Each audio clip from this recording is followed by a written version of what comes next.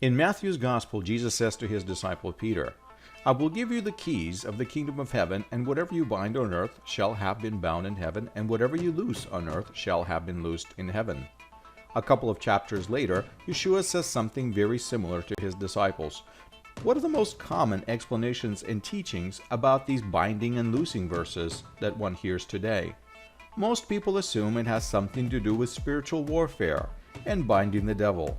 Indeed, the surrounding context is about disciples' authority, only the devil is not involved here.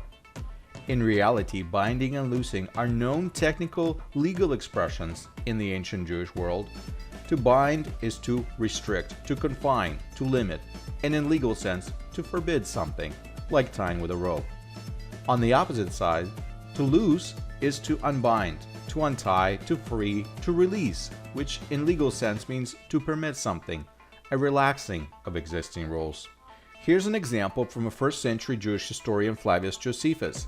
He writes that under Queen Alexandra of Jerusalem, the Pharisees, quote, became the administrators of all public affairs as to be empowered to banish and readmit whom they pleased, as well as to loose and to bind. Josephus said that Pharisees had the authority to loose and to bind, and no, not demons or Satan. When Jesus used this terminology in the Gospels, he did not speak about prayer or spiritual warfare either.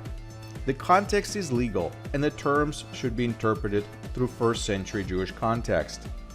Just like the Pharisees in Josephus's quote, Yeshua's disciples were given a right to legislate, a right to make rules and norms, allowing and forbidding things in their own community. And that is binding and loosing first century style.